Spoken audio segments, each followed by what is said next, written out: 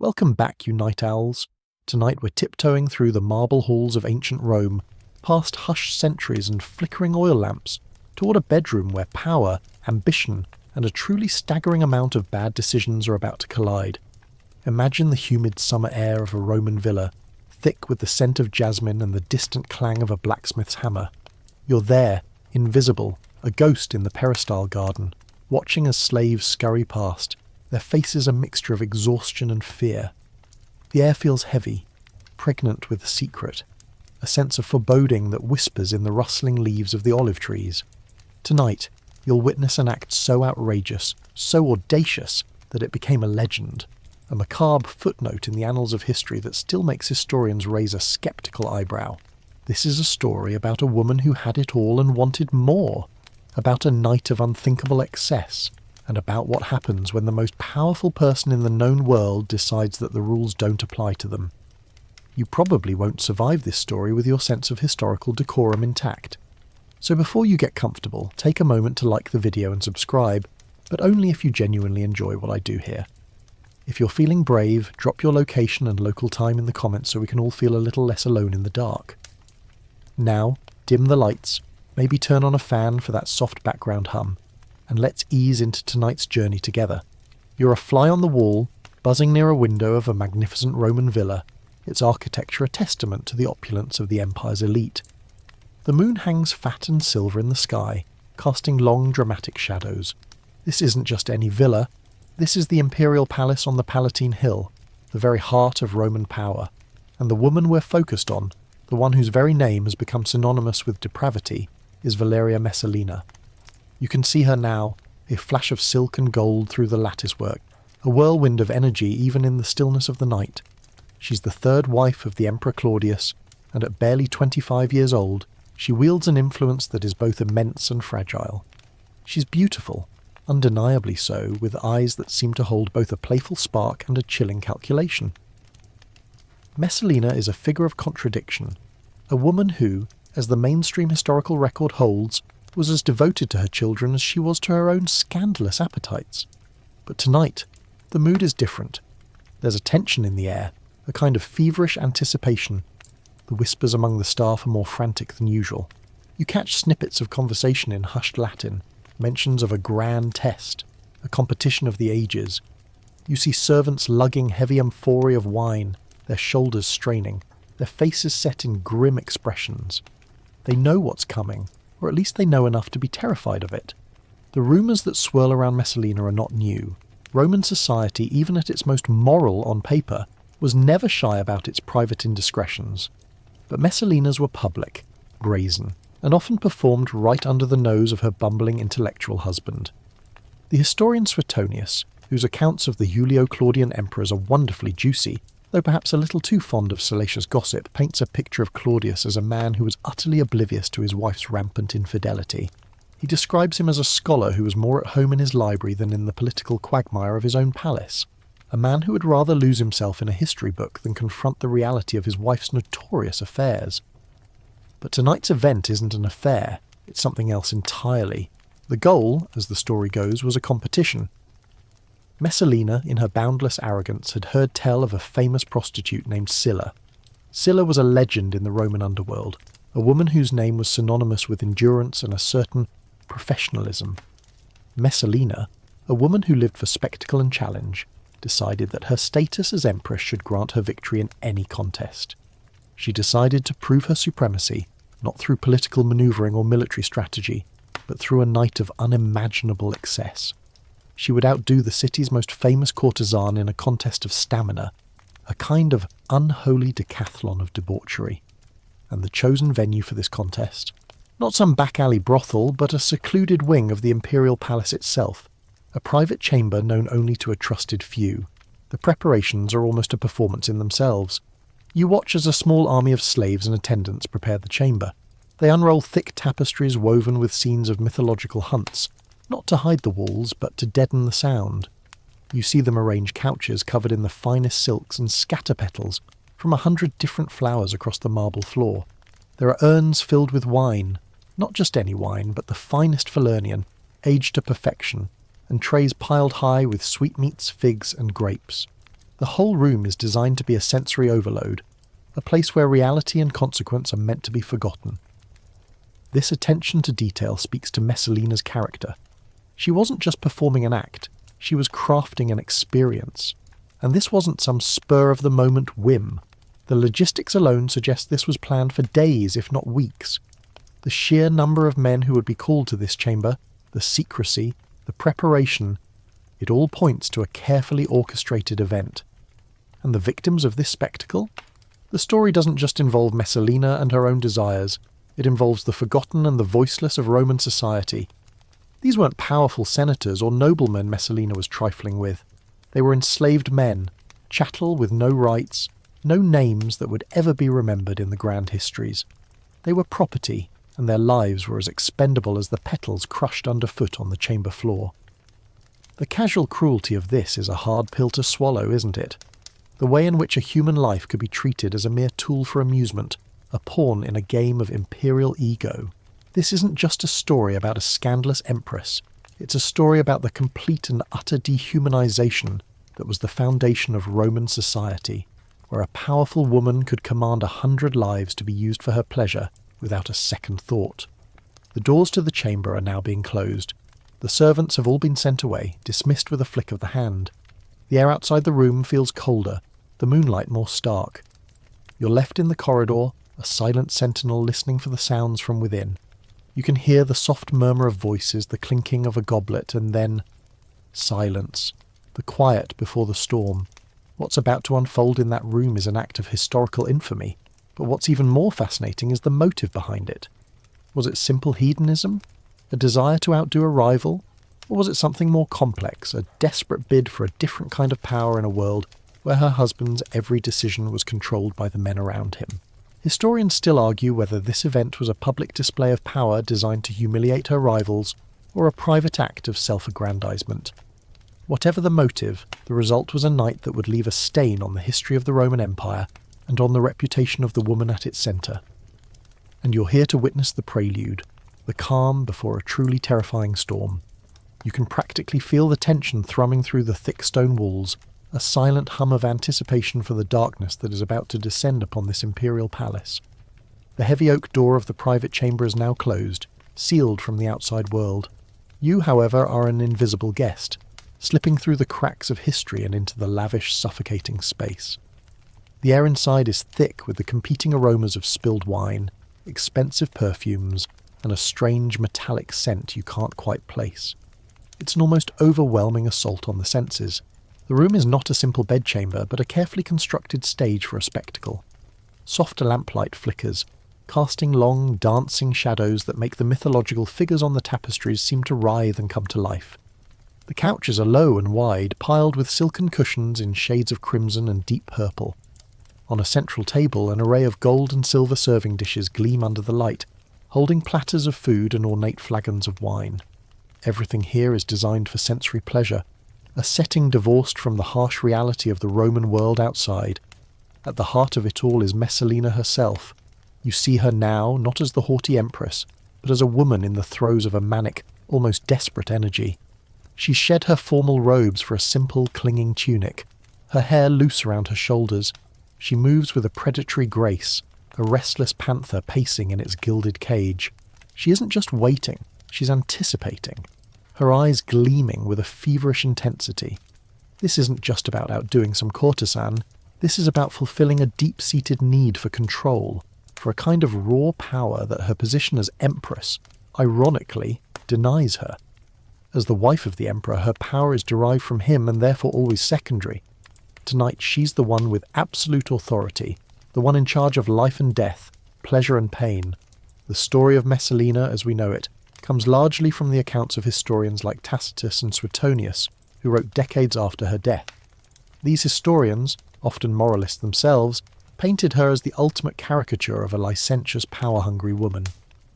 But a more quirky or fringe tidbit to consider is that many modern scholars believe her reputation was a deliberate political smear campaign. After her death, her enemies, who feared her influence and sought to erase her memory, would have had every reason to exaggerate her transgressions to justify their actions. So, when you see Messalina in this room, you have to ask yourself, Are you seeing the historical reality or the legendary monster created by her rivals? Perhaps it's both. Her existence in this forbidden chamber, with the clear intent of the night's events, is a testament to the fact that whatever her true nature, she was a woman who was willing to push boundaries that no one else dared to cross. This is not the behaviour of a meek, subservient wife. And what about her husband, the Emperor Claudius? He's likely asleep in his own bedchamber, oblivious. He was, by all accounts, an intelligent man, a scholar who wrote books and studied history, but he was also notoriously gullible and easily manipulated by those around him. The fact that his own wife could be planning this kind of spectacle just a few hundred feet away from him, with his own slaves, speaks volumes about the disconnect between the intellectual pursuits of the Roman elite and the sordid realities of their private lives. One of the more fascinating mainstream historical facts is that Claudius's own mother, Antonia Minor, famously called him a monster of a man not fully finished by nature, due to his physical infirmities and social awkwardness.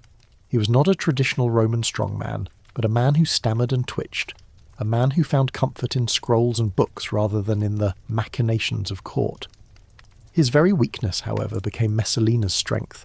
She used his blindness to her own political ambitions and her sexual appetites.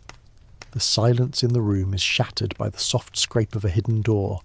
A trusted eunuch, a man whose face is a mask of passive obedience, enters and whispers something in Messalina's ear. She nods, a wicked smile playing on her lips. Her eyes flicker with a dangerous excitement.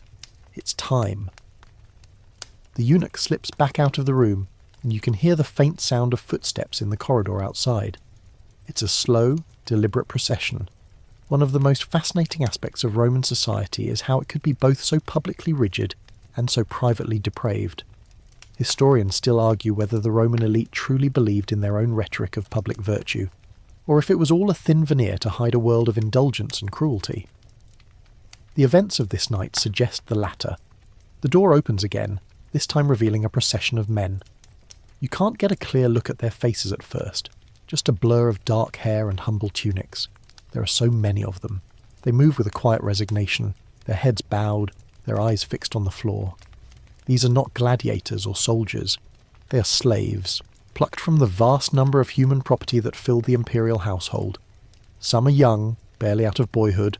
Others are older, with the lines of hard labour etched on their faces. They were likely kitchen staff, gardeners, stable hands, men who had no say in their own lives, whose bodies were the property of another. The sheer number is staggering, and as they file in, they seem to fill the room, their collective presence a testament to Messalina's power and her utter disregard for their humanity. 100 of them. 100 men lined up to be used, to be consumed by the whims of a woman they likely only knew by reputation. Imagine the fear, the confusion, the quiet horror that must have been rippling through that line of men. What were they told? What promises were made? Or what threats were whispered? We will never know. Their story is lost to time, their names forgotten. The only voice we hear is the one that wrote the official history, the history of the powerful, the history of Messalina and her scandalous legend. It's a chilling reminder that for every grand figure in history, there were 1,000 unseen people whose lives were shaped by the whims of their masters, and whose stories were never deemed important enough to be told. The fact that the details of this night are so well remembered speaks to the shock and scandal they caused, but the sheer number of men involved and the casual cruelty of their use is a chilling testament to the social structure of Rome. You're watching the complete moral bankruptcy of a society that could treat human beings with such callous disregard. The room is silent again, but the silence is different now. It is heavy, suffocating, filled with the presence of so many people and the weight of their collective fate. Messalina surveys them with a detached, appraising look as if they were livestock. She's not looking at them as men, as human beings with hopes and fears, but as an anonymous mass, a single challenge to be overcome. The stage is set, the actors are in place, and as the first of the men is called forward, you feel a chill that has nothing to do with the temperature of the room. This is not a scene of simple debauchery, but something darker, something more ritualistic. It's a ceremony of power and domination, an act of sheer will that is about to unfold in the most horrific way imaginable. And you, the silent observer, are a witness to the beginning of a legend so vile it would be remembered for millennia. The air in the forbidden chamber grows thick and heavy. Messalina, a figure of terrifying calm, reclines on a divan piled with silk cushions. She has a goblet of wine in her hand, but she doesn't drink. Her gaze is fixed on the procession of enslaved men, her eyes calculating, appraising. It's as if she's a general reviewing her troops before a battle, but this isn't a battle for glory. It's a battle for a twisted kind of personal validation. You can feel the collective dread of the men, a palpable presence that hangs in the air, mixing with the scent of jasmine and spilled wine. There's no talking, just the soft scuff of sandals on the marble floor and the rustle of their rough wool tunics. The competition is a gruesome one. The goal is simple, but the means are unspeakable. Messalina is to see how many men she can accommodate in a single night, a test of stamina and willpower against the famous courtesan Scylla. But while the contest sounds like a crude display of hedonism, a closer look reveals something more psychologically complex. This isn't just about pleasure, it's about power. In a patriarchal society, where a woman's value was primarily in her ability to produce male heirs and serve her husband, Messalina sought to redefine her worth on her own terms. By subverting the very rules of Roman society, she was sending a message. She wasn't merely Claudius's wife. She was an independent force, a power unto herself, and she was willing to do anything to prove it. The historical accounts, particularly from figures like the notoriously biased Pliny the Elder, often emphasize the lurid details of Messalina's private life. A quirky or fringe tidbit to consider, however, is that some historians speculate Messalina's promiscuity wasn't just a personal vice, but a form of coded communication with other powerful Romans. By engaging in these public and semi-public acts of defiance, she may have been signalling her contempt for the established social order and inviting others to join her in a kind of anti-establishment clique.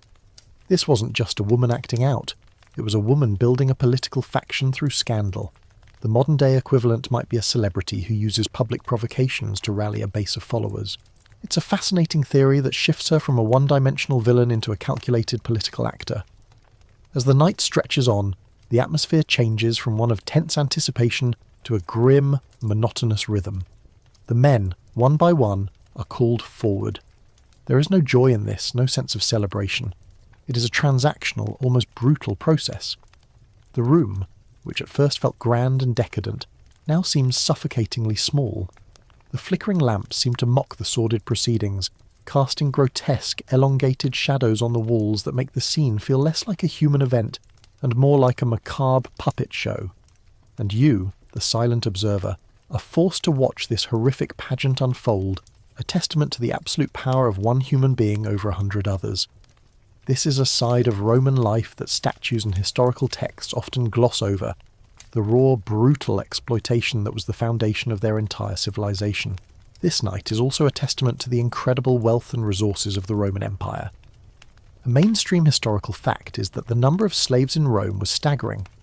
By the time of the Julio-Claudian dynasty, estimates suggest that as much as 35 to 40% of the population of Rome and Italy were enslaved.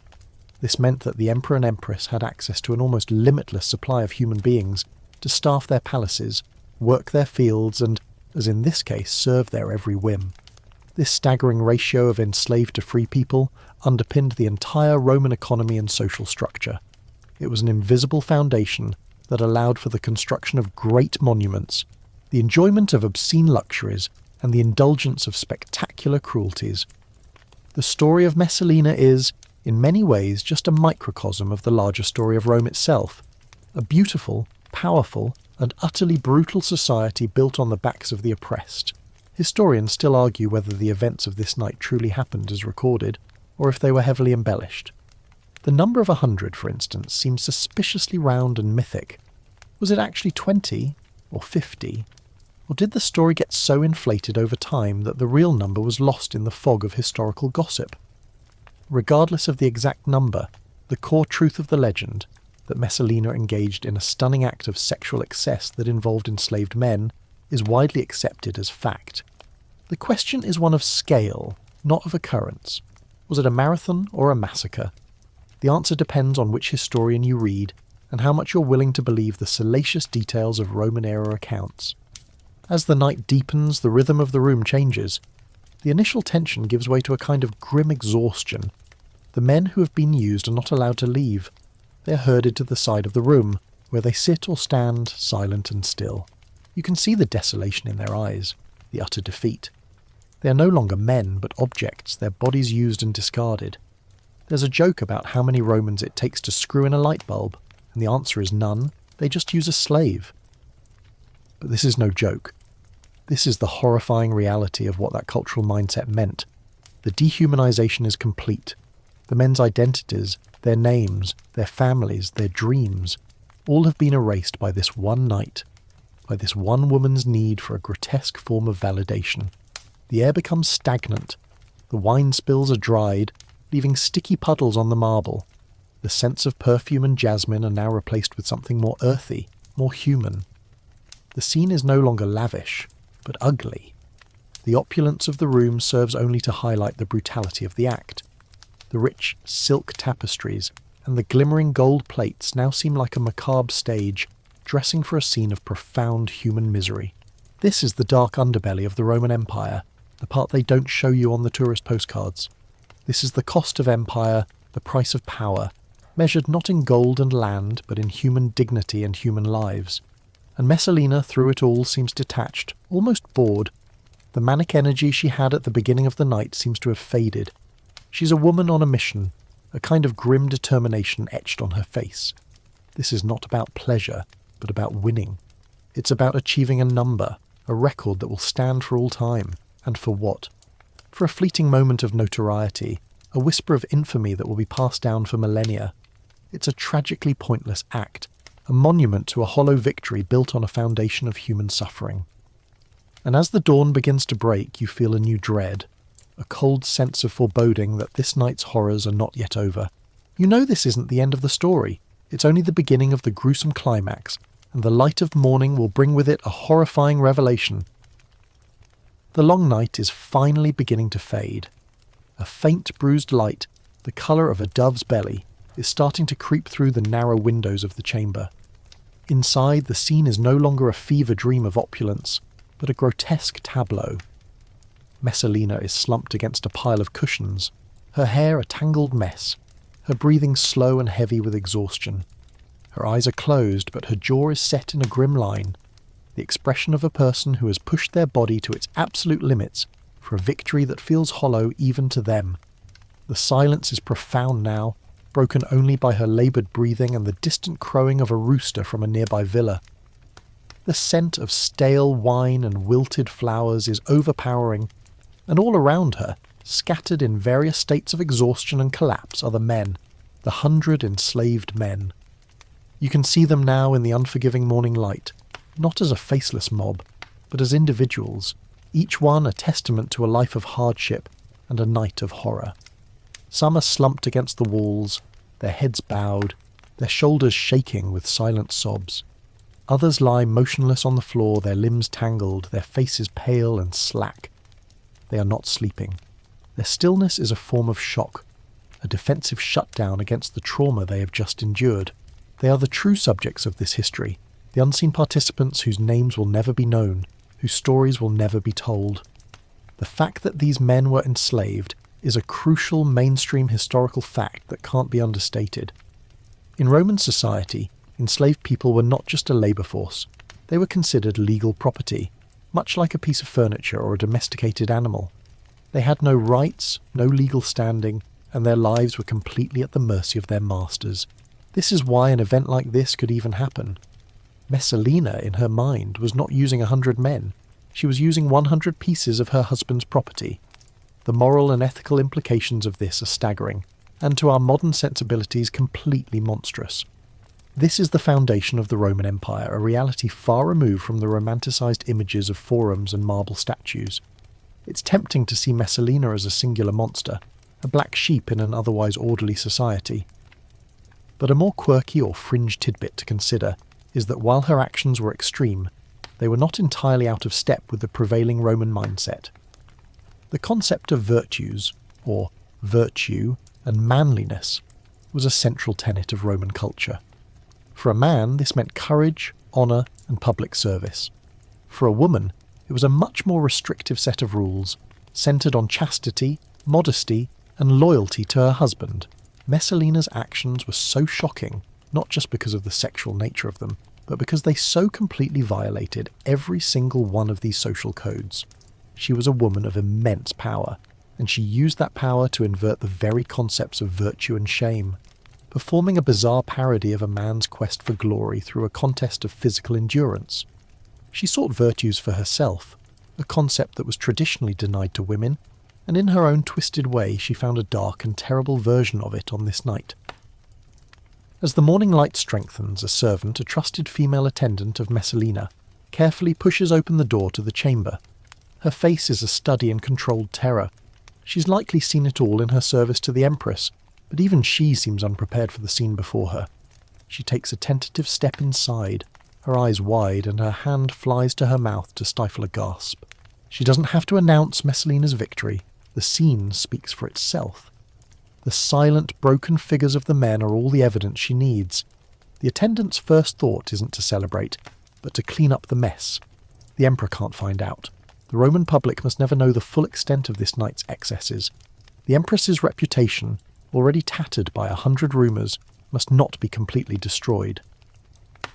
The attendant begins to move among the men, speaking to them in soft, urgent whispers, telling them to rise, to get dressed, to leave as if nothing happened. But nothing will ever be the same for these men. They will carry the weight of this night with them for the rest of their lives. But the most chilling part of the story, and the reason we're telling it tonight, is what happened next. As the attendant moves from man to man, her whispers turn to panicked yelps. Some of the men are not responding. They are not sleeping or in shock. They are dead. One by one, she checks them, her initial terror turning into a silent, icy dread. Her hands, trembling, feel for a pulse in a wrist, for a breath from a parted lip. Nothing. She finds another, and then another. The count grows. One man who was slumped against a wall is now a dead weight, his head lolling to the side. A young boy lies motionless on the floor, a single tear track visible on his cheek. It's not just a few, it's dozens. By the time she reaches the last of the men, her face is pale as a ghost and her body is shaking uncontrollably.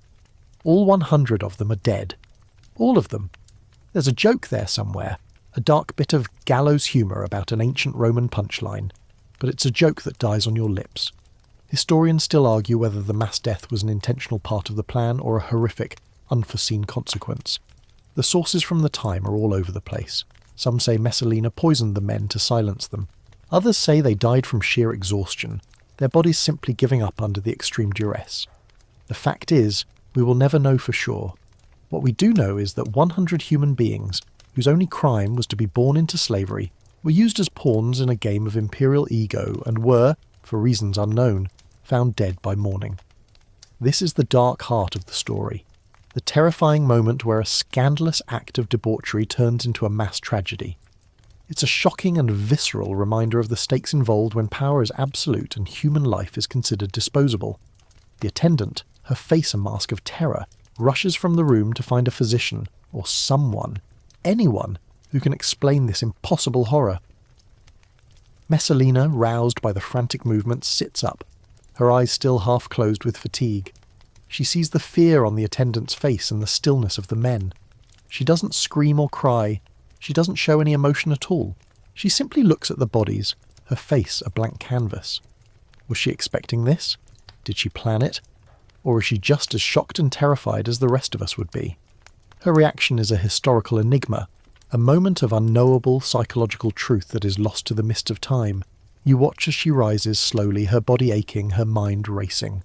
The night of unprecedented sin has ended, and the morning of unimaginable horror has begun, and you, the silent witness, are there to see the sun rise on a scene that will forever stain the memory of the Roman Empire. The first rays of sunlight, once so gentle and forgiving, now seem to cut into the forbidden chamber like sharp knives, revealing the full horror of the scene. Messalina is on her feet, but her movements are sluggish, her body heavy with fatigue. She walks slowly among the bodies, her sandaled feet avoiding the sprawled limbs. She's not a woman consumed by grief or even terror. She's a woman consumed by a kind of icy, detached curiosity. She stares at the pale, still faces of the men, her brow furrowed in thought. What is she thinking? Is she calculating the damage to her reputation? Is she trying to understand what went wrong? Or is she in some horrifying way admiring her handiwork, the monstrous scale of her victory? We can't know for sure, of course. Her inner world is a locked box, but we can speculate on the psychology of a woman who would not only orchestrate such a night, but would also react with such chilling detachment to its aftermath. This wasn't just a contest against Scylla, the courtesan. It was a contest against a far more formidable opponent, time.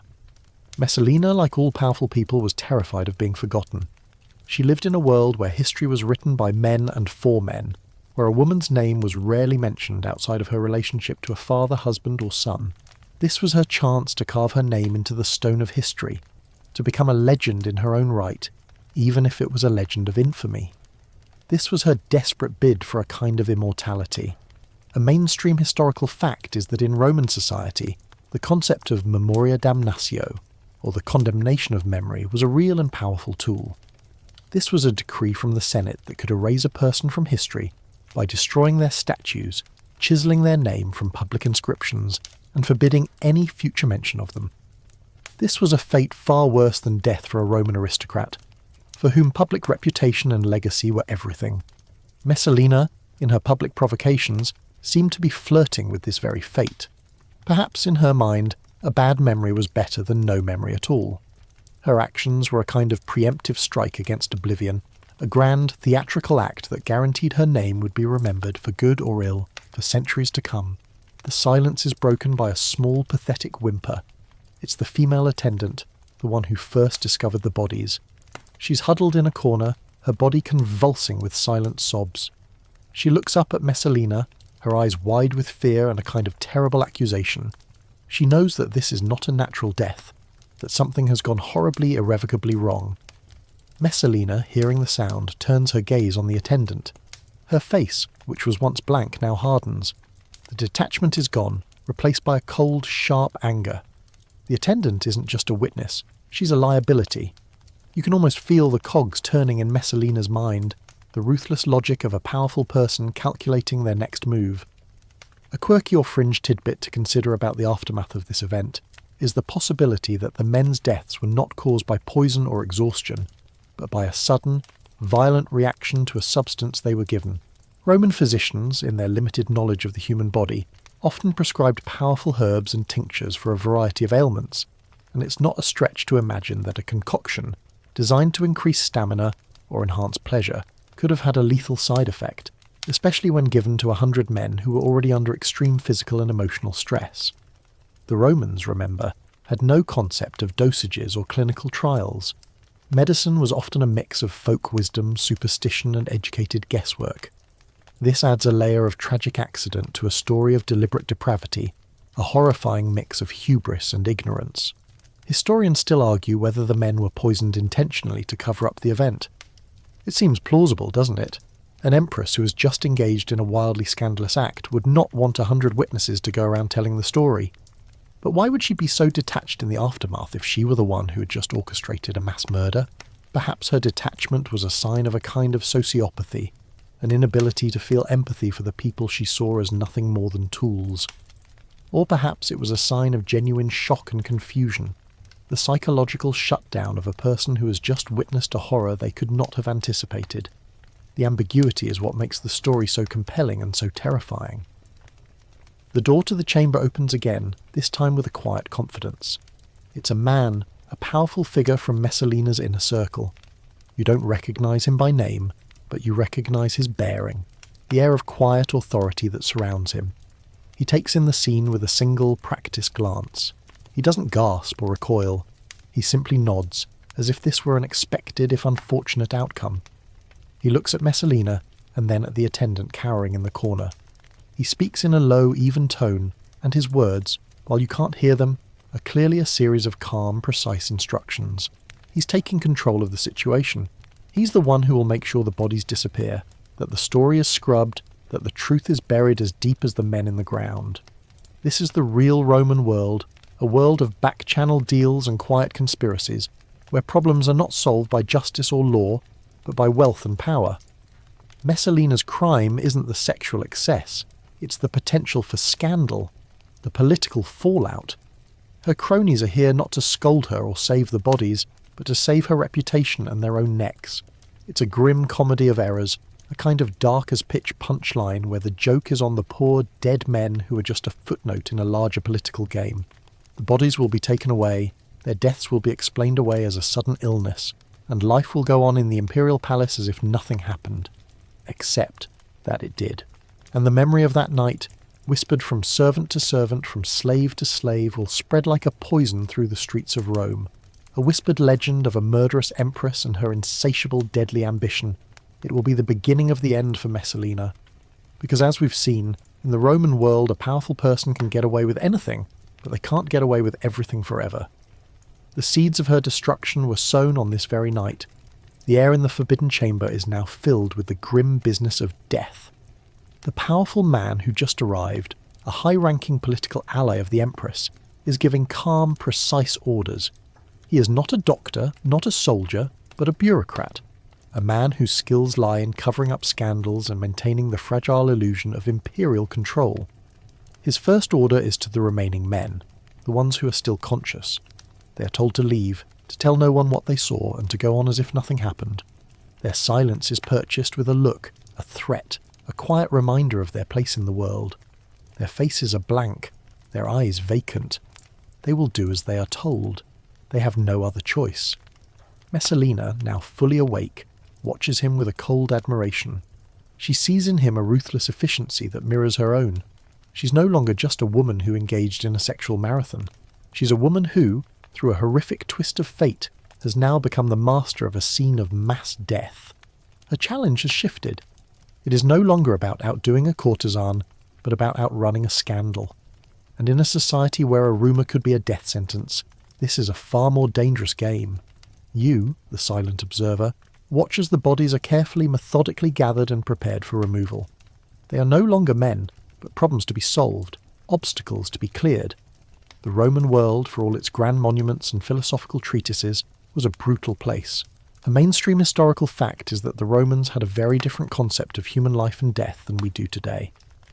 For an enslaved person, death was often seen as an inevitability, a mundane end to a life of hardship.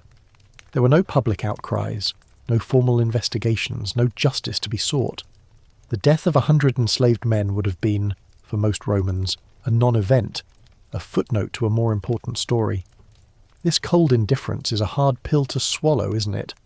We, who live in a world where every life is theoretically valuable, must confront a historical reality where 100 lives could be extinguished in a single night and barely cause a ripple outside the inner sanctum of the imperial palace. However, a quirky or fringe tidbit to consider is that the Roman Empire was also a deeply superstitious place, and the mass, unexplained death of so many men at once would have sent shivers down the spine of even the most pragmatic Roman. They believed in omens, in curses, in the displeasure of the gods. An event like this would have been seen as a bad sign, a harbinger of doom for the empress, and possibly for the entire empire. The whispers that would inevitably leak out wouldn't just be about debauchery. They would be about a divine curse, a supernatural punishment for a transgression so severe it violated the natural order of things. This kind of fear, this deep-seated belief in the supernatural, may have been a more potent weapon against Messalina than any political rival. Historians still argue whether the initial plan for the night included the deaths of the men. It seems unlikely. A scandal of this magnitude would have been a massive risk to Messalina's power and position. And yet, the sheer casualness with which the men were chosen suggests that their lives were so insignificant that their potential death was not even a factor in the equation. Perhaps Messalina was not evil, but simply a product of a system so dehumanizing that she couldn't even comprehend the humanity of the men she was using. This is a terrifying thought, a kind of moral vacuum where the line between right and wrong has been completely erased. As the bodies are carefully loaded onto litters and covered with blankets, you catch a glimpse of one of the men's faces. He looks young, barely a man, his features soft and unlined, a stark contrast to the grim finality of death. You wonder about his life. Where was he from? Did he have a family? Was he stolen from his home as a child, or sold into slavery by a family in debt? His story, and the stories of the 99 other men, are lost to us forever. Their deaths are a horrifying example of the other side of Roman history, the history of the defeated, the forgotten, the oppressed. They are the human cost of empire, the price paid for one woman's desperate bid for immortality. The scene in the chamber is almost over. The men who are conscious have been dismissed. The powerful ally is gone, off to coordinate the cover-up. Messalina is left alone with her female attendant, who is now moving with a kind of numb, automatic obedience, cleaning up the physical remnants of the night. Messalina looks at her, and for the first time, you see a flash of something in her eyes, something that looks a little like fear. Not for the dead men, but for herself. She has just won her contest. She has outdone the famous courtesan. She has proven her strength and her stamina. But at what cost? She has created a legend, but it is a legend of death, not life. She is now forever linked to this horrific event, a stain on her reputation that will never be washed away. And this is the ultimate tragedy of the story, isn't it? Messalina, in her arrogance and her quest for immortality, became a monster, a figure of historical revulsion. But she was also a product of her time, a woman born into a system that gave her immense power but no real agency, a world where she was an ornament to her husband until she became a liability. Her actions, while abhorrent, were a desperate and misguided attempt to create a space for herself in a world that sought to confine her. She sought freedom, and found only a gilded cage of her own making, a cage filled with the ghosts of 100 men whose lives she stole in a single terrifying night. You're watching the slow, inexorable wheels of fate turn against her. The night of sin is over, but the morning of reckoning has just begun. The sun is now fully risen over the Palatine Hill, its golden light bathing the imperial palace in a deceptive glow of peace and tranquility. But inside the forbidden chamber, a different kind of morning is dawning. The last of the bodies have been carefully removed, spirited away to some unknown location to be buried in unmarked graves, their existence erased as surely as their lives were extinguished. The air is still heavy with the sickly sweet scent of decay and stale wine, a lingering testament to the night's horror. Messalina is gone, her sudden fatigue giving way to a new, restless energy. She has retired to her own private apartments to wash away the night's sins and prepare for her day as Empress, a performance she must now execute with a cold, calculated precision. She must be the loving wife, the doting mother, the benevolent ruler. She must pretend that nothing has happened. But things have happened, and as the day progresses, the truth, or at least a version of it, begins to seep out. The first to notice are the other enslaved people in the palace. They are a network of whispers and knowing glances, a human telegraph system that operates beneath the polished surface of Roman life. One of the men who was dismissed from the chamber, his face pale with shock, might have found a friend, a trusted ally, and recounted the tale in hushed tones. Another might have been seen by a kitchen slave, his vacant eyes and shaking hands a clear sign that he had witnessed something unspeakable. The story, a terrifying mix of fact and fiction, begins to spread like a fever. "Did you hear?" the whispers would say. "The Empress had 100 men in her room last night, and they all died by morning." This is a crucial mainstream historical fact to remember. A large part of Roman history, particularly the juicy, scandalous bits, comes from rumours and second-hand accounts. There was no journalism, no police investigation, no official report on the death of 100 enslaved people.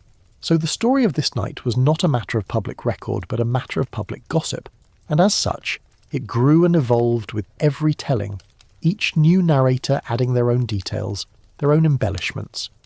The number 100 might have been a rumour, a powerful round number that sounded more impressive and more terrifying than the real number, whatever it was. It was a story told in the darkness of the slave quarters, in the back rooms of the baths, and in the kitchens of the rich, a story that was a testament to the power of one woman and the utter lack of power of so many others. And as the day goes on, the story reaches the ears of Messalina's enemies. And believe me, she had a lot of them. As the wife of the emperor, her power was immense and her influence over Claudius was well known. But her power was also a threat to the powerful men of the court, the senators and the advisors who saw her as a dangerous, unpredictable force. A quirky or fringe tidbit to consider is that the story of the 100 dead men may not have originated in the slave quarters at all. It may have been a deliberate rumour, a piece of political propaganda planted by her rivals to justify their future actions against her. They needed a scandal so shocking, so monstrous, that the public would be on their side when they finally made their move against her. The story of the dead men was not just a rumour, it was a weapon. Historians still argue whether the story of the 100 dead men was an isolated event or part of a larger pattern of Messalina's behaviour. The Roman historian Tacitus, who wrote about her with a certain delicious morbid fascination, presents her as a woman of boundless depravity. But was she? Or was she just a convenient scapegoat for a larger power struggle? The truth is probably somewhere in the middle. She was a woman who pushed boundaries, a woman who sought power and notoriety. But the men who wrote her history, the men who would eventually bring her down, had every reason to exaggerate her sins to make their own actions seem more righteous. You can almost hear the whispered conversations now, the subtle changes in the way people act around her. The male courtiers who once flattered her now give her a wide berth, their smiles a little too tight, their eyes a little too knowing. The female attendants who once vied for her attention now avoid her, their faces pale and drawn. She's still the Empress, but she's also a pariah, a woman whose name is now linked to a horrific act that has no name. The air around her is no longer just thick with the scent of perfume, it is thick with the scent of fear and judgment. The imperial palace, once her stage, is now her prison. The story, in a way, is a mirror of the Roman Empire itself. It was a society that was capable of immense beauty and immense cruelty. They built aqueducts and roads that still stand today. They created laws that would influence the world for centuries, and they also engaged in spectacles of brutality, from gladiatorial combat to the casual daily dehumanization of millions of enslaved people. The story of Messalina and the 100 men is not an aberration. It is a microcosm of the entire system. It is a story of a society that had lost its moral compass, a society that was so wealthy and so powerful that it could afford to be monstrous. And so, as the day draws to a close, a quiet dread begins to settle over the city. The story of the dead men is no longer just a rumour. It is a whisper, a ghost, a warning. The people of Rome, from the lowest slave to the highest senator, are looking at their empress with new eyes, eyes that see not a goddess but a monster. And you, the silent observer, are there to see the moment when the mask of civility begins to crack, when the carefully constructed illusion of Roman order begins to fall apart. The morning's grim discovery has set in motion a chain of events that will culminate in the final dramatic downfall of one of the most notorious women in history. The dawn that broke over the Palatine Hill brought with it a chilling stillness that had nothing to do with the weather. The imperial palace, usually a hive of activity, was now a place of silent, fearful observance. The enslaved people, the true heart and arteries of the household, went about their duties with a quiet urgency, their eyes darting about, their lips sealed tight. They knew. A kind of psychic echo of the night's events had spread through the servants' quarters, a palpable sense of dread. For them, it wasn't just a scandal, it was a ghost story. The chamber, once a place of luxury and forbidden pleasure, was now known as a cursed place, haunted by the spectre of 100 men who had died in its opulent confines. The whispers, at first a trickle, grew into a torrent, a tidal wave of fear and superstition that lapped at the very foundations of the Empress's power. This superstitious fear is a mainstream historical fact of Roman life.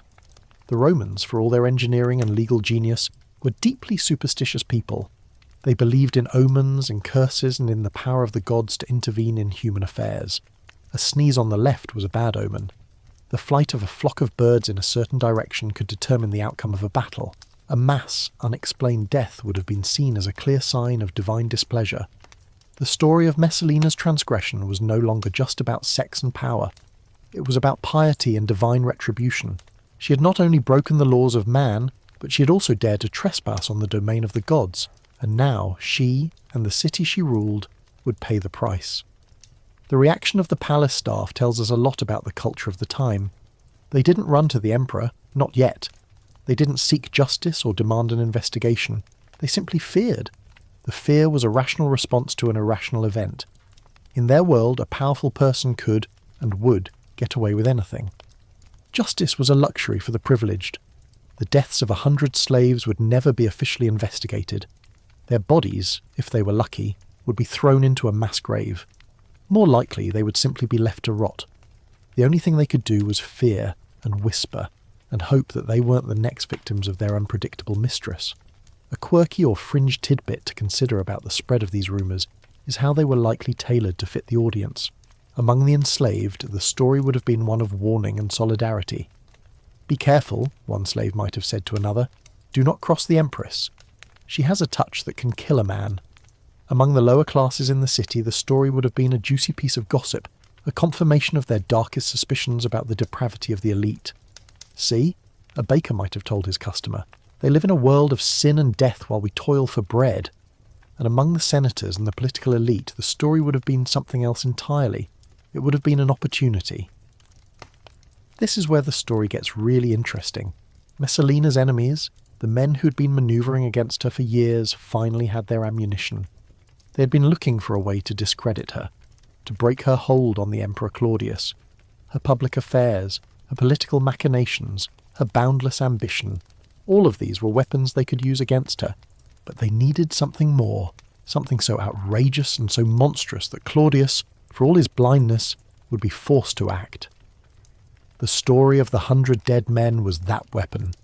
It was a story so compelling, so horrifying, that it transcended the typical political slander.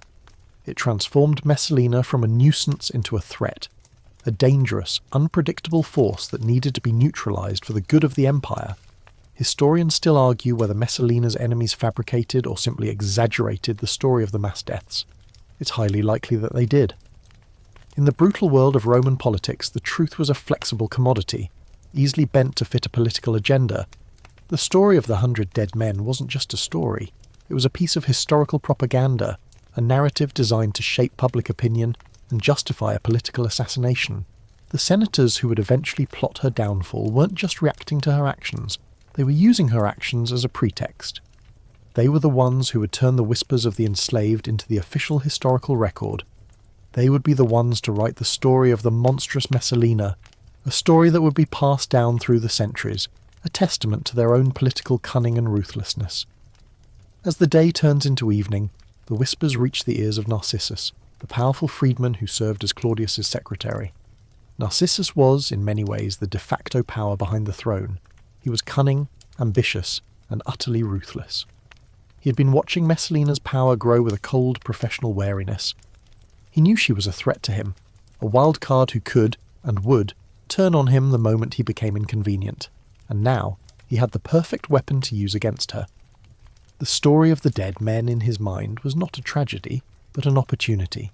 He saw in it the chance to eliminate a rival and consolidate his own power. He would be the one to tell the emperor, to present the story not as a rumour, but as a fact, a treasonous act that demanded swift and brutal punishment. So as you sit here in the quiet of your room, you're not just listening to a story about a scandalous empress. You're listening to a story about the way history is made. It's a story about how a whispered rumour can become a historical fact, how a tragedy can become a political weapon, and how the voices of the victims can be drowned out by the roar of the powerful. The day after the Night of Sin was not a day of reckoning for Messalina. It was a day of opportunity for her enemies, and the stage, which was once set for a bizarre sexual marathon, was now being set for her final, fatal act. The morning after the horror, the Imperial Palace is a place of forced calm. Messalina is going about her daily duties with a terrifying normalcy. She's meeting with petitioners, listening to reports from her household managers, and pretending that 100 men haven't just vanished into the ether. But the air is thick with a different kind of energy, a tense, simmering anxiety that can't be easily dismissed. The powerful freedman Narcissus, a man whose loyalty is only to himself, is moving through the palace with a grim determination. He has heard the whispers, and he knows this is his chance to strike. He must now present this impossible story to the one person who is most likely to disbelieve it, the Emperor Claudius. And so, we must now turn our attention to the question that has haunted this story for 2,000 years. What killed 100 men in a single night? From the perspective of the Romans, this wasn't a criminal investigation in the modern sense. There would be no forensic science, no autopsies, no crime scene reconstruction. Their investigation would be a matter of speculation, rumour and political manoeuvring. They would be trying to find a cause, not just for a medical reason, but for a political one. They needed an explanation that would fit the narrative they wanted to build. A mainstream historical fact is that the Romans were masters of a kind of amateur toxicology. They were constantly on guard against poisonings, a common and effective method of assassination in the political elite. Famous cases, like that of the poisoning of Germanicus, were the stuff of public gossip and political intrigue.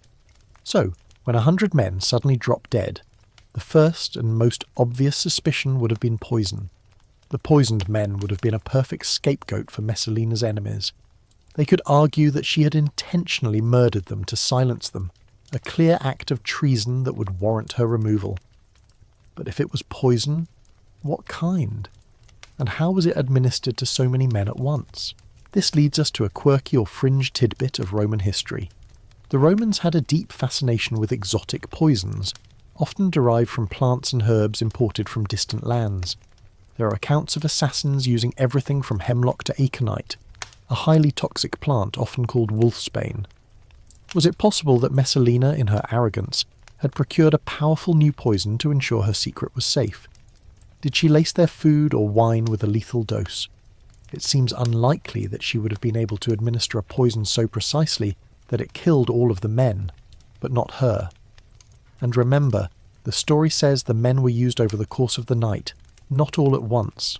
So, a poison that would kill them all simultaneously seems improbable. The logistics just don't add up. And what about the theory that they died from sheer physical exhaustion? The human body, for all its resilience, has its limits. The extreme duress, the lack of sleep, the physical strain. Could all of these factors have combined to cause a mass cardiac event? Historians still argue whether this is even a plausible theory. While a few men might have died from exhaustion, the idea that 100 healthy enslaved men would all succumb to it on the same night seems to defy the laws of physiology. It would be a medical anomaly of a truly staggering scale. This is where the story verges on the mythical, where the facts are so unbelievable that they start to feel like a cautionary tale, a legend designed to inspire fear and reinforce a moral lesson. The Roman legal and medical minds of the time would have been trying to make sense of the impossible. The physicians, with their limited knowledge of anatomy and disease, would have been baffled.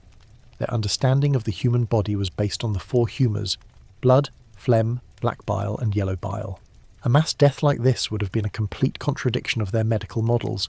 They would have likely attributed it to a fever, a sudden plague, or a celestial event. Anything but the truth. The lawyers and politicians, on the other hand, would have been looking for a different kind of truth, a truth that they could use as a political weapon. The political investigation would have been a kind of performance art. The senators and freedmen would have met in hushed tones, their faces grave with feigned concern. They would have listened to the rumours, exaggerated the details, and then presented a case to Claudius that was so ironclad, so horrifying, that he would be forced to believe it. They would have painted a picture of Messalina not as a woman who had simply miscalculated, but as a traitor, a woman who had conspired to murder the very people who served the emperor. They would have appealed to his fear, to his paranoia, to his sense of duty.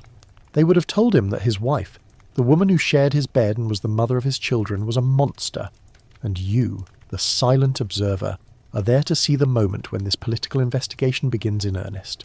Narcissus is now on his way to see Claudius. He is a master storyteller, a man who knows how to use words to paint a picture, to instill a feeling. He will not simply present the facts, he will present a narrative. He will talk about the whispers in the city, the growing fear among the populace, the disgrace that Messalina's actions have brought upon the imperial household. He will not just report on the deaths, he will use them as a symbol of her depravity, a testament to her unfitness to be empress. And in this moment, the story of the 100 dead men is no longer just a rumour. It is a political weapon, a dagger aimed at the heart of the empress. And as we know, in the world of Roman politics, the truth rarely survives a good story. The hushed investigation into the deaths of the 100 enslaved men continues, not in a sterile forensic laboratory, but in the fevered imaginations of Roman elites. As Narcissus, the shrewd and ambitious freedman, prepares to present his case to a bewildered Claudius, the city of Rome is abuzz with theories, each more fantastic than the last. For the average Roman, a mass death event without a clear cause had to have a supernatural explanation. The air itself was thought to be a carrier of disease and miasma, and so the idea of a pestilence, a sudden plague from the gods, would have been a comforting if terrifying explanation. But for those in the inner circle, the political sharks who smelled blood in the water, the cause was not a matter of divine will, but of human treachery. The most popular and politically useful theory, as we've already touched upon, was poisoning. The Romans were obsessed with poison. It was the preferred method of assassination for those who wanted to eliminate a rival without the mess and spectacle of a public murder. The Roman writer Tacitus, in his Annals, describes the era as one of constant fear of the poisoner's art, where a meal could be a death sentence and a cup of wine a lethal cocktail. So, the idea that Messalina, a woman already known for her reckless ambition, would have used poison to silence 100 witnesses was a perfectly believable and politically convenient narrative. But what kind of poison could it have been? A quirky or fringe tidbit to consider is the use of certain plant-based concoctions that were not necessarily intended to be lethal, but could have had a deadly side effect. For instance, the Romans were known to use mandrake, a plant with powerful narcotic and hallucinogenic properties, in their potions and medicines. A large dose could cause a deep coma-like sleep, but in the wrong quantities, it could stop the heart. Another possibility is the use of henbane, a plant that, in small doses, was a sedative, but in large doses was a powerful paralytic. Is it possible that the men were given a performance-enhancing substance that was improperly prepared, or that they all had a fatal collective allergic reaction? It's a plausible, if unprovable, theory that shifts the blame from murder to a terrible tragic accident, a concept that would have been far too nuanced for the political climate of the time. This brings us to the mainstream historical fact of the Roman reliance on superstition and their limited scientific understanding. Roman physicians operated under the principles of Hippocrates and Galen, relying on the theory of the four humours. They believed that disease was caused by an imbalance in these humours, and that the cure was to restore that balance through diet, exercise and bloodletting.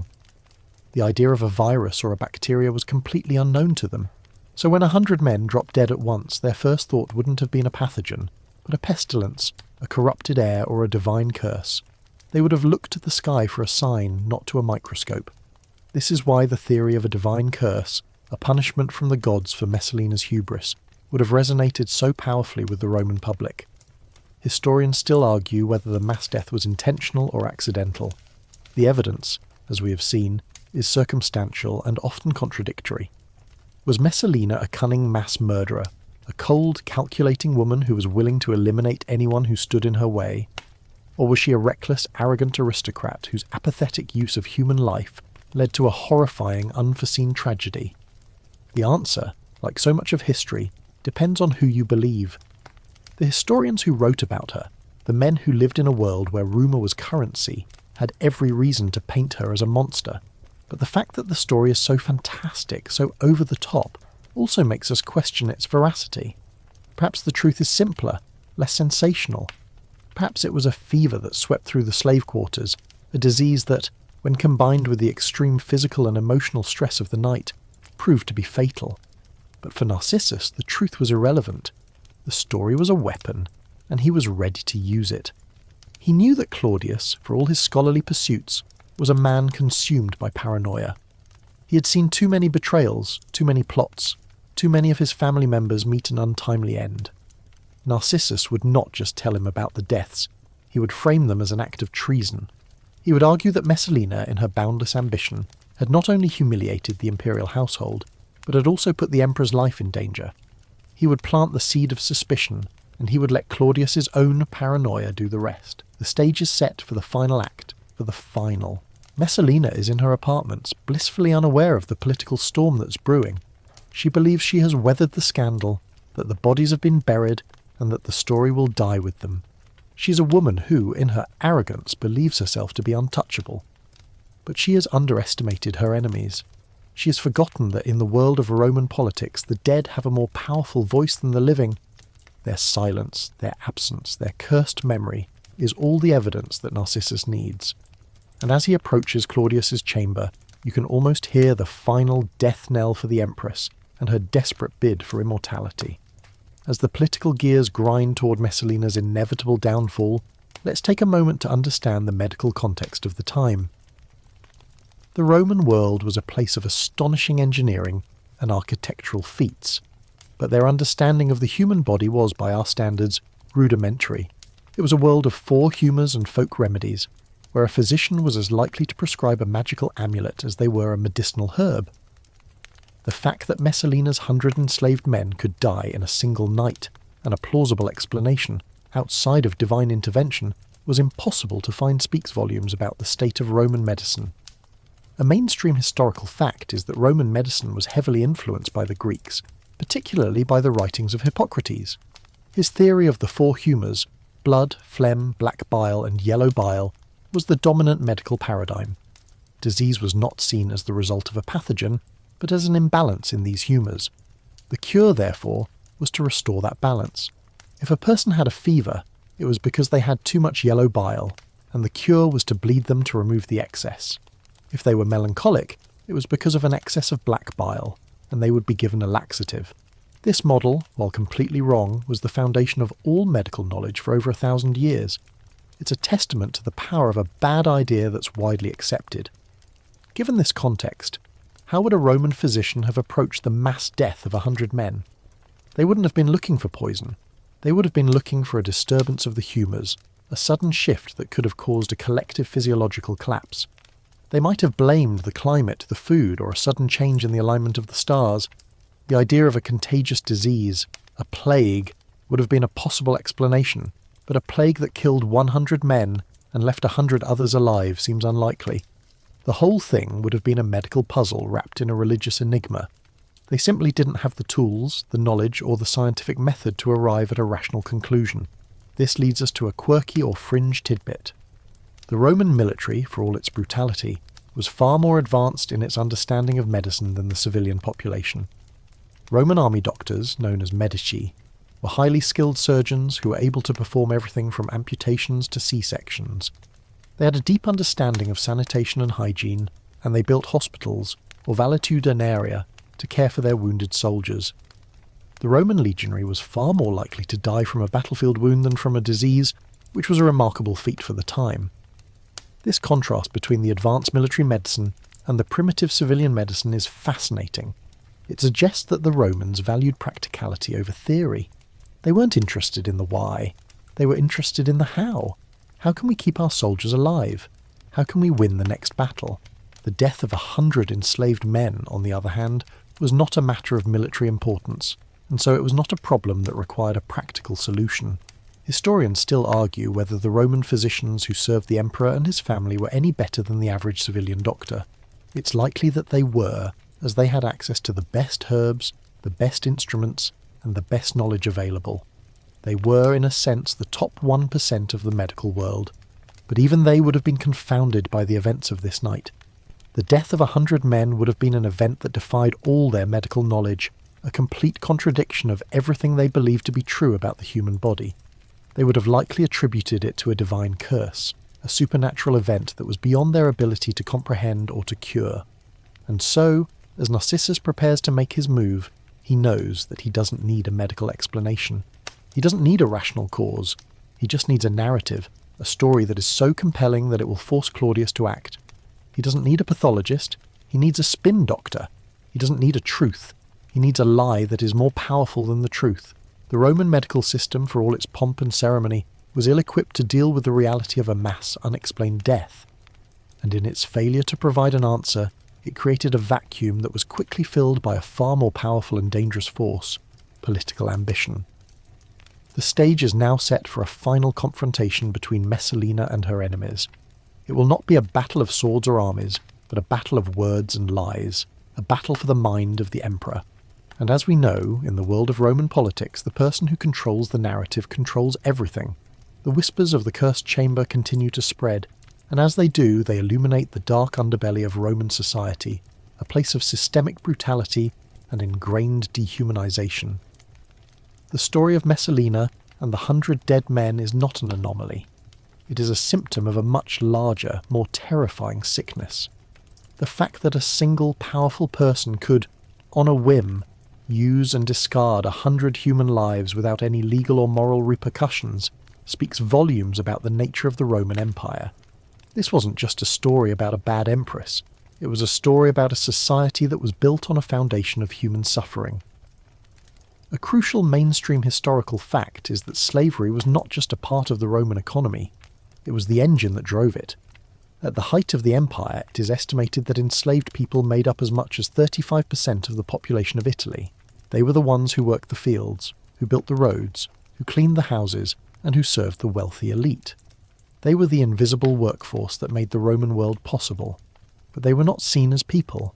They were seen as property, as res, or things, with no legal rights, no family ties that were recognised by law, and no claim to their own bodies. An enslaved person could be tortured, abused, or killed by their master with complete impunity. This is the world that Messalina inhabited, a world where the lives of 100 men were quite literally worth nothing. This casual cruelty is a hard reality to reconcile with the grandeur of the Roman Empire. We see the magnificent ruins of the Colosseum and the Pantheon, and we admire the genius of their builders.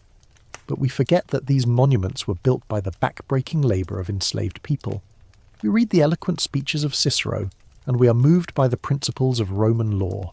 But we forget that those laws did not apply to the millions of people who were legally considered property. The story of Messalina is a stark reminder that for every piece of Roman genius, there was a corresponding piece of Roman barbarism. A quirky or fringe tidbit to consider about the psychology of the enslaved in this era is the phenomenon of passive resistance. Since they couldn't fight back directly without the certainty of a brutal death, many enslaved people engaged in small, subtle acts of rebellion. They would work slowly, feign illness, or deliberately break tools to sabotage their master's productivity. They would hold secret meetings, pass along information through a network of whispers, and tell stories, like the one about the Empress and the dead men, to reinforce their shared sense of grievance and to sow fear among the masters. The story of the cursed chamber in this context was not just a rumour. It was a piece of psychological warfare, a whispered threat that said, "Even you are not safe from the things that happen in the dark." It was a way for the powerless to find a voice, to reclaim a piece of their humanity in a world that sought to deny it.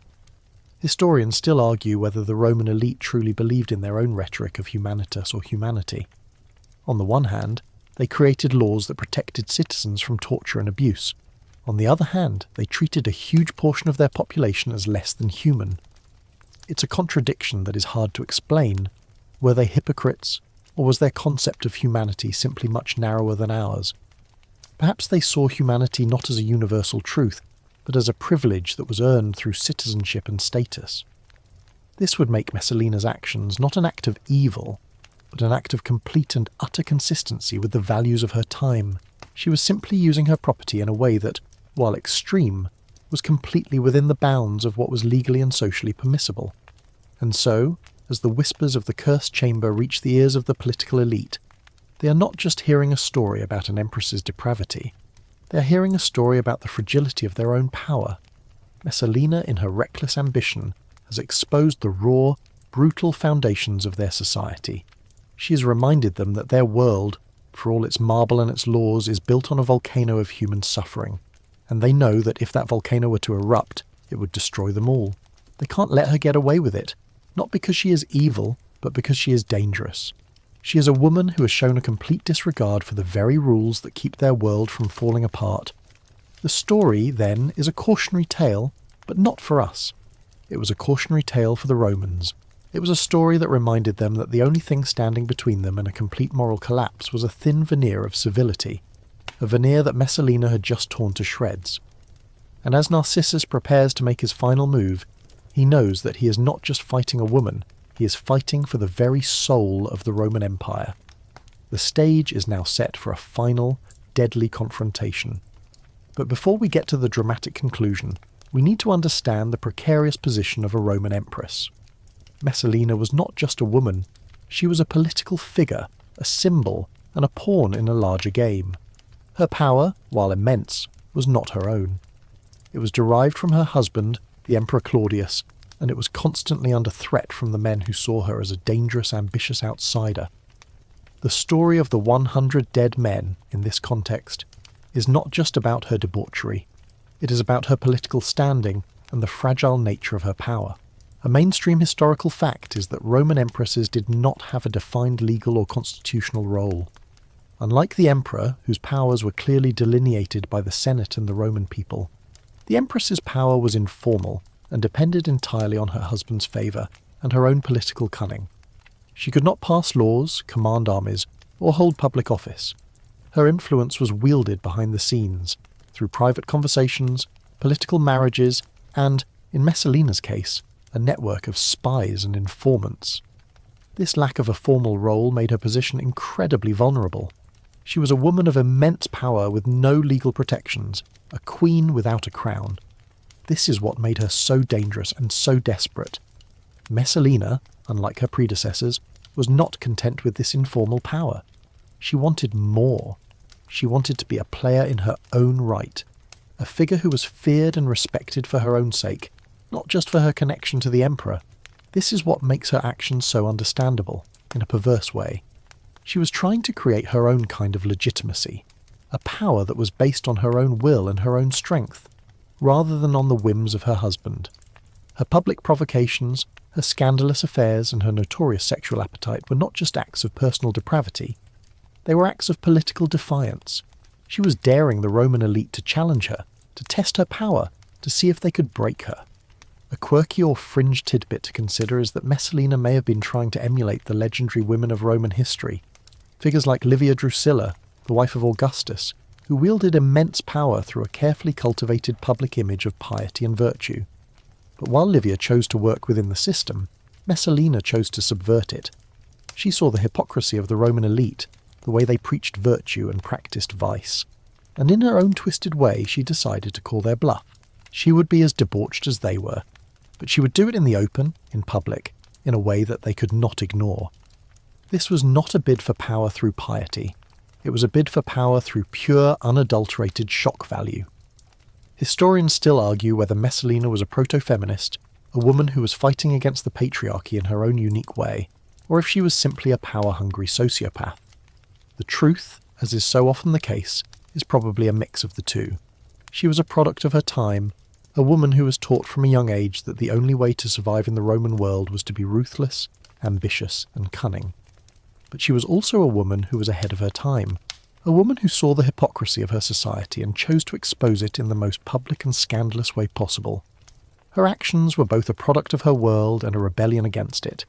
And this is where the story of the 100 dead men becomes a political tool. Messalina's enemies, Narcissus at the helm, knew that they couldn't just accuse her of being unfaithful. Claudius was a man who, for all his intelligence, was easily swayed by those around him. He had already forgiven Messalina countless times. They needed a more powerful weapon, a crime so heinous that he would have no choice but to act. They needed to frame her actions not as a personal failing, but as an act of treason. And the deaths of the 100 men were the perfect pretext. They would argue that Messalina, in her boundless ambition, had not only humiliated the imperial household, but had also conspired to kill her husband's own subjects. They would paint her as a threat to the state, a woman who was so out of control that she was a danger to the entire Roman world. They would appeal to Claudius's sense of duty, his paranoia, and his fear of being seen as a weak and ineffectual ruler. And in a world where rumour was currency and a story could be a weapon, they had the perfect one. The stage is now set for a final confrontation. The players are in place, the weapons have been drawn, and the Roman world, for all its power and its glory, is about to witness the slow, deliberate destruction of one of its most notorious figures, a woman who, in her desperate bid for immortality, became a monster, a legend, and a cautionary tale for all who would seek to bend history to their will. You can feel the tension in the air, a silent electric hum that promises a brutal and unforgiving end.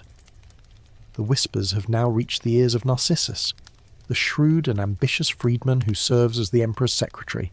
He has heard the stories of the cursed chamber and the 100 dead men, and he sees in them not a tragedy, but an opportunity. He knows that he must now present this story to the Emperor, not as a rumour, but as a political statement, a piece of irrefutable evidence that proves Messalina is a threat to the state. And in a society where public and private life were constantly intertwined, the bizarre events of that night were a political act in and of themselves. A mainstream historical fact is that in Roman society, sex and power were inextricably linked. A man's virility was a testament to his strength and his fitness to rule. A woman's chastity was a testament to her loyalty and her devotion to the patriarchal order. Messalina's blatant and public promiscuity was not just a personal failing, it was a political act of defiance. She was subverting the very rules of Roman society, a dangerous game that threatened to unravel the social fabric. By engaging in this kind of outrageous behaviour, she was sending a message to her enemies that she was a force to be reckoned with, a woman who was unafraid to break the rules and to challenge the male-dominated power structure. This is where the story of the 100 dead men becomes a political weapon. Narcissus and Messalina's other enemies could not just accuse her of being unfaithful. Claudius, for all his intelligence, was a man who had a blind spot for his wife. He had forgiven her countless times. They needed to frame her actions not as a personal indiscretion, but as an act of treason. They would argue that her sexual marathon was not just about pleasure, but about power. They would say that she was using the enslaved men not for her own gratification, but as a show of force, a demonstration of her utter and complete contempt for her husband's authority. The men were not victims. They were props in a bizarre political play. A quirky or fringe tidbit to consider is that the number 100 may have been a deliberate exaggeration, a piece of theatrical hyperbole designed to make the story more shocking and more powerful. In Roman numerology, the number 100, centum, was often used to denote a large but not necessarily exact number. The story of the 100 dead men was a more powerful and evocative title than the 50 dead men or the 20 dead men. It turned a personal scandal into a mythological event, a kind of modern-day headline that was designed to grab the public's attention and to inspire fear. The political value of this exaggeration cannot be overstated. It transformed a piece of gossip into a weapon of mass psychological destruction. Historians still argue whether Messalina's actions were a calculated political move, or simply the result of a spoiled, power-hungry woman's boundless depravity. The truth is probably somewhere in the middle. She was a woman who was shaped by her society, a world where the only way to survive was to be ruthless and ambitious, but she was also a woman who, in her own twisted way, was fighting for her own agency, for a place in a world that sought to confine her to the role of a silent, subservient wife. Her actions were both a product of her time and a rebellion against it. She was trying to create her own kind of power, a power that was based on her own will and her own strength, rather than on the whims of her husband. The deaths of the 100 men in this context are not just a horrific consequence. They are a tragic symbol. They are a symbol of the utter inhumanity of the Roman system, a system that allowed a woman to use and discard 100 lives for a bizarre political statement. They are a symbol of the moral bankruptcy of the Roman elite, who were more concerned with covering up a scandal than with seeking justice for 100 innocent men. And they are a symbol of Messalina's ultimate failure. She had sought to use these men to gain power, but their deaths would ultimately be the weapon that was used against her. And so, as Narcissus prepares to make his final move, he knows that he is not just fighting a woman, he is fighting a legend. Messalina has, in her own bizarre way, achieved her goal. She's become immortal. But she's not immortal as a hero or a great leader. She's immortal as a monster, a figure of historical infamy, a cautionary tale for all who would seek to bend history to their will. The story of the cursed chamber, once a rumour, is now a historical fact. And the woman who is at its centre is about to pay the ultimate price. The stage is set for a final dramatic confrontation that will seal her fate and forever cement her place in the annals of history. The morning after the catastrophic night, the story of the 100 dead men has become a political firestorm. This isn't just a tale of personal vice, it's a full-blown conspiracy, a plot twist that transforms Messalina from a scandalous empress into a potential murderer. The conspiracy theory, as it is being carefully crafted by Narcissus and his allies, is simple and horrifying. Messalina, in her boundless ambition, intentionally murdered the men to silence them. The act of debauchery was just a cover for a far more sinister plan. A mainstream historical fact is that in Roman politics, plots and conspiracies were a way of life. The Senate, the imperial court, and the various factions were constantly engaged in a deadly game of intrigue. Poisonings, stabbings, and carefully orchestrated political downfalls were a common occurrence. So the idea that a powerful empress would murder 100 enslaved people to secure her secret would have been completely believable to the Roman elite. It fit the brutal logic of their world. They weren't just reacting to a rumour. They were reacting to a crime that they knew in their hearts was entirely possible. But was it true? This is where the story gets murky, and where the line between historical fact and political propaganda begins to blur. A quirky or fringe tidbit to consider is that the idea of 100 men dying at once may have been a rhetorical flourish, a piece of political hyperbole designed to make the story more compelling. A Roman orator, in a speech to the Senate, might have said, "She killed 100 men," not because the number was accurate, but because the number was symbolic. It was a round, terrifying number that implied a scale of depravity that was almost mythical. This would have been a far more effective tool for a political assassination than a more mundane but accurate number like 20 or 30. Historians still argue whether Messalina was a calculating killer or simply a reckless, spoiled woman whose actions had unforeseen and tragic consequences. There's a strong case to be made for both. On the one hand, a woman who had the power to have anyone she wanted killed would have been smart enough to know that a mass death event would be impossible to cover up. It would have been a massive risk, a gamble that could have cost her everything. A simpler solution would have been to simply sell the men off, to disperse them to different parts of the empire, or to have them killed one by one quietly, with no one the wiser.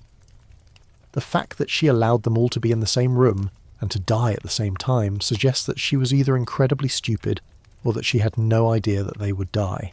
On the other hand, a woman who was capable of the kind of public, brazen depravity that Messalina engaged in may have been so unhinged, so arrogant, that she believed she could get away with anything. She may have seen the men as nothing more than an anonymous, disposable mass, a single problem to be solved with a single, brutal solution. The conspiracy theory in this context is not just a lie. It's a terrifying glimpse into the mind of a woman who may have been so powerful and so morally bankrupt that she believed herself to be a law unto herself. The plot, as it is being presented to Claudius, is a masterpiece of political manipulation. Narcissus and his allies are not just accusing Messalina of murder, they are accusing her of treason. They are arguing that her actions are a threat to the stability of the empire itself. They are saying that she has created a scandal so big, a crime so heinous, that it has threatened to undermine the very foundations of his rule. They are using his own paranoia against him, playing on his deepest fears of being overthrown and replaced. They are painting a picture of a woman who is not just his wife, but his greatest enemy, a wild card who must be removed for the good of the state. And you, the silent observer, are there to see the final pieces of the conspiracy fall into place. Narcissus is now in Claudius's presence. He is a master of his craft, a man who knows how to use his words to build a story, to instill a fear, to turn a truth into a lie, and a lie into a truth. He is not just a freedman, he is a spin doctor, a political strategist, a man who knows that in the world of Roman politics, the person who controls the narrative controls everything. He will not just tell Claudius about the dead men, he will use their deaths as a symbol of Messalina's ultimate betrayal. And in this moment, the story of the cursed chamber is no longer just a rumour. It is a political weapon, a dagger aimed at the heart of the Empress. The final act of this macabre drama begins in the Emperor Claudius's bedchamber. Narcissus, the ever-loyal and utterly ruthless freedman, is there, his face a mask of solemn concern. Claudius, a man more at home with dusty scrolls than political daggers, is in a state of confused anxiety. He has heard the whispers, the rumours of his wife's latest and most outrageous transgression. But he is a man of intellectual pursuits, a scholar who trusts in logic and reason, and the stories of the 100 dead men seem to defy both. How could such a thing be possible? How could his wife, the mother of his children, be capable of such an act? Narcissus, a master of psychological warfare, knows that he cannot simply accuse Messalina. He must present a narrative that is so compelling, so terrifying, that it overrides Claudius's love for his wife and his disbelief in the impossible. He begins not with a formal accusation, but with a series of quiet, urgent questions. He talks about the growing unrest in the city, the whispers of divine displeasure, and the fear that is now spreading through the imperial household. He paints a picture of a palace that is no longer safe, a household that is now cursed by a terrible, unnameable crime. He does not say, "Your wife did this." He says, "The people are saying," and in doing so he makes the emperor's own public image and political standing the very subject of the conspiracy. A crucial mainstream historical fact is that Claudius, for all his foibles, was deeply paranoid. He had seen his own family members, including his nephew Caligula, fall victim to political conspiracies. He had survived his own reign of terror by being cautious and trusting only a select few. Narcissus, as one of those few, was an expert at playing on Claudius's fears. He would whisper about the danger to the throne, the threat to the stability of the empire, and the possibility that Messalina, in her boundless ambition, was not just a threat to his reputation, but to his life. This is the moment where the story of the 100 dead men stops being about sex and scandal and starts being about a coup d'etat. The narrative Narcissus presents is a masterstroke of manipulation. He argues that Messalina, in her arrogance, has created a scandal so big that it threatens to undermine the very foundations of Claudius's rule. He says that the people, in their fear, will turn against the emperor if he doesn't act decisively. He doesn't just accuse her of a crime, he gives Claudius a political rationale for her assassination. He makes it not an act of revenge, but an act of statesmanship, a necessary evil for the good of the empire. A quirky or fringe tidbit about this moment is the idea that Messalina may have been a political puppet all along, a woman whose ambitions were being manipulated by the very men who would eventually destroy her. Some scholars have argued that Narcissus and his allies, seeing Messalina as a rival, may have deliberately encouraged her outrageous behaviour to create the pretext for her downfall. They may have been using her as a controlled demolition, a woman whose every scandalous move was a carefully planned step toward her own destruction. This would make the story of the 100 dead men not a spontaneous act of depravity, but the final, brutal crescendo in a long-running political plot. Historians still argue whether Claudius was ever truly convinced of his wife's guilt. The Roman historians, writing after her death, describe him as a man who was easily swayed, a fool who was manipulated by his freedmen. But is it possible that Claudius, for all his public stammering and physical awkwardness, was a shrewd and cunning ruler who saw a problem and chose the most politically expedient way to solve it? Is it possible that he was not a fool, but a cold and calculating pragmatist who saw his wife as a liability and chose to eliminate her for the good of the state? The final decision to have her killed, which he gave with a calm, chilling finality, suggests a man who was more in control than his enemies would have us believe. The moment of truth arrives when Narcissus, seeing a flicker of conviction in Claudius's eyes, presents his final piece of evidence. He tells the emperor that Messalina has just committed the ultimate act of treason. She has, in her audacity, publicly married her lover, Gaius Silius, in a scandalous ceremony that was a direct usurpation of the emperor's power. This act, whether it was real or an exaggeration, was the final straw. It was a political statement so brazen, so direct, that it left no room for doubt. It was a direct challenge to the throne, and it demanded a brutal and decisive response. Claudius, upon hearing this, finally loses his composure. The mask of confusion falls away, and he is a man of pure, cold rage. The scandal of the 100 dead men, the whispers of the cursed chamber, the political machinations of his enemies, all of it comes together in this one moment, a moment that will forever seal the fate of his wife. He gives a single order to Narcissus: kill her. The order is not given with a scream or a cry, but with a quiet, lethal finality. It is the sound of a man who has just made a decision that he knows, in his heart, is both necessary and monstrous. The fall of the Empress is now complete. The woman who sought to gain power through scandal has now been destroyed by it. The stage is set for her final, brutal end. The story of Messalina's fall, as told by the Roman historians, is a dramatic and brutal one. The order has been given, and Narcissus, a man whose loyalty is only to himself, is now free to act. He sends a detachment of soldiers to the gardens of Lucullus, where Messalina has retreated in a desperate bid to win back her husband's favour. She's with her mother, Domitia Lepida, a woman who, in her final moments, urges her daughter to take her own life with a dagger, a more honourable death for a Roman noblewoman than to be executed by a slave. Messalina, however, is too weak, too afraid, and too accustomed to a life of luxury and pleasure to take such a final step. The soldiers find her, a figure of pathetic and broken-down humanity, and in a final brutal act of cold efficiency, they kill her. She dies not with a cry of defiance, but with a whimper, a fitting end for a woman who lived her life with so much noise and so little substance, and in her death, Messalina became immortal. Her story, as we have been exploring tonight, is not just a historical event, it is a legend, a cautionary tale that has been passed down for millennia. Her name, which was once a source of fear and power, became a synonym for debauchery, promiscuity, and ruthless ambition.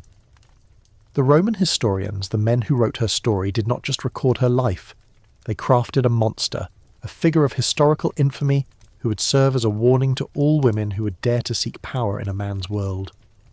A crucial mainstream historical fact is that after her death, the Roman Senate issued a damnatio memoriae against her. This was a decree that was intended to completely erase her from history.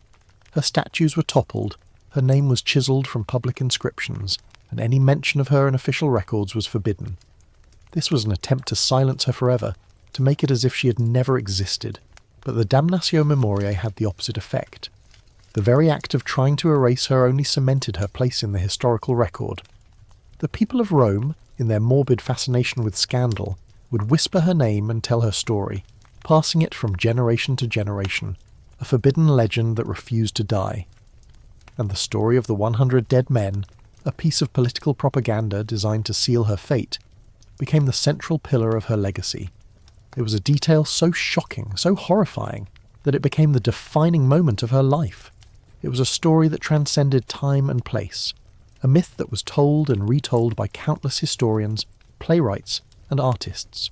From the Roman historian Tacitus to the French novelist Robert Graves, Messalina's name has been synonymous with a kind of monstrous sexual depravity that is almost mythical in its scale. Her story, in a way, is a testament to the power of a good lie, a lie that is so compelling, so outrageous, that it becomes a kind of truth. A quirky or fringe tidbit to consider about her legacy is that the image we have of her, the over-the-top, sexually insatiable monster, may have more to do with the political and social anxieties of the men who wrote her history than with the reality of her life. These men, who lived in a patriarchal society that was terrified of female power, may have used Messalina as a kind of bogeyman, a symbol of what happens when women are allowed to run wild. Her story, in this context, is not a historical account, but a piece of misogynistic propaganda, a political morality play that was designed to keep women in their place. Historians still argue whether the legend of Messalina is an accurate portrayal of a historical figure or a cautionary tale designed to reinforce patriarchal norms. The truth, as is so often the case, is probably a mix of the two. She was, by all accounts, a woman of immense ambition and a rebellious spirit.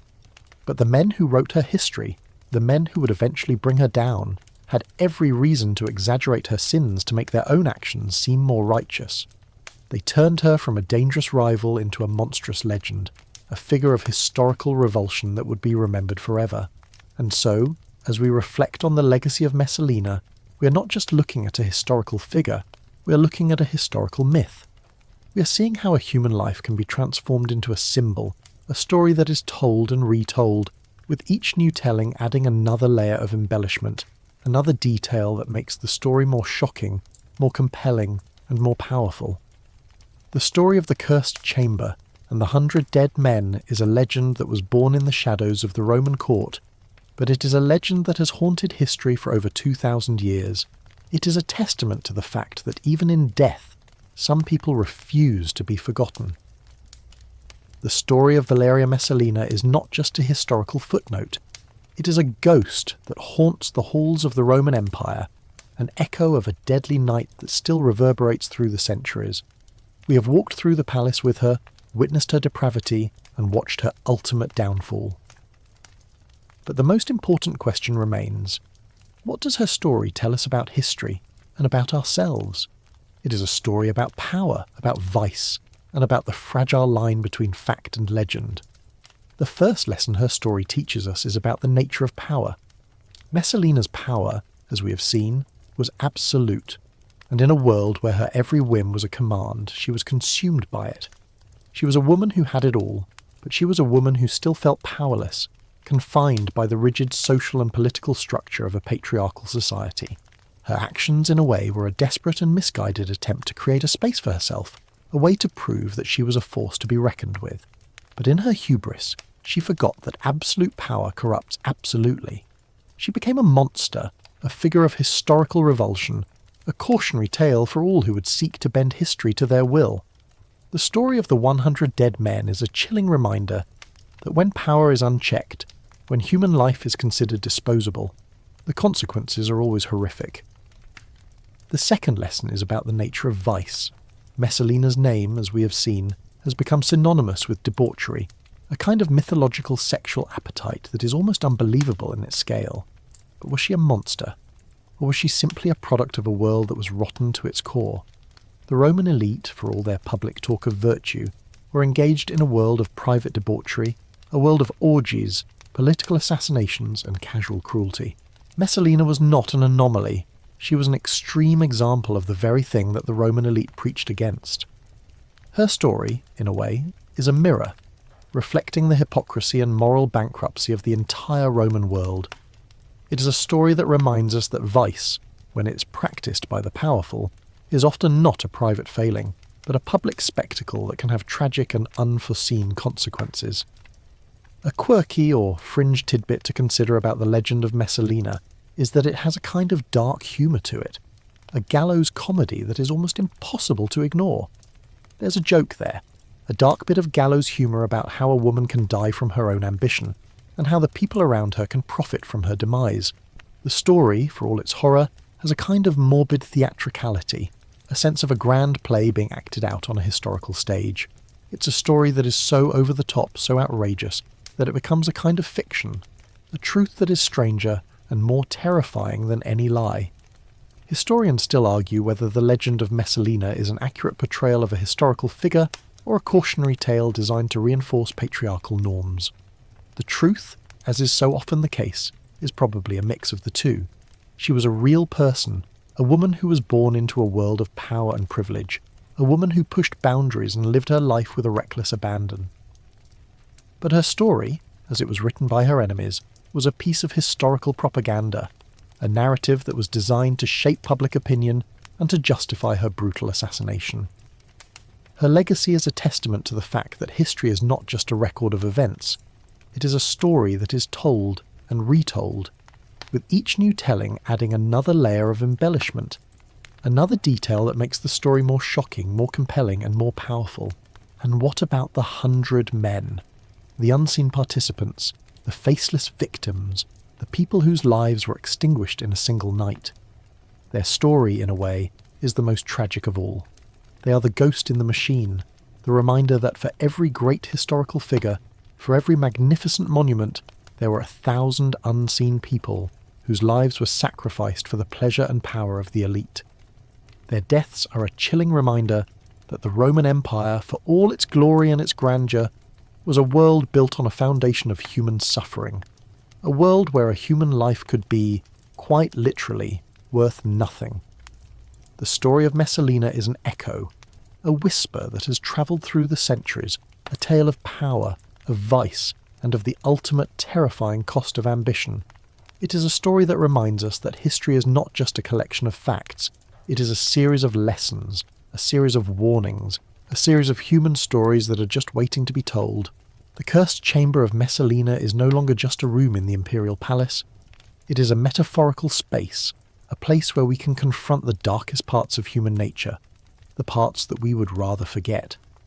It is a place where we can see, in a single night, the entire story of a society that was both magnificent and monstrous. Now, as we fade out of this night's journey, take a moment to reflect on the stories that are told in the dark, the ones that don't make it into the history books, the ones that are whispered from generation to generation. They are the true history, the history of the forgotten, the oppressed, the people who, in their own quiet way, fought back against a world that sought to silence them. The story of Messalina is a reminder that even in death, some people refuse to be forgotten, and that a single, terrible act can have a ripple effect that lasts for 2,000 years. The flickering lamplight in the Roman villa has now gone out. The whispers have faded. The air is still and silent, and the ghosts of 100 men have returned to their rest. Sleep now, and let the echoes of history settle around you.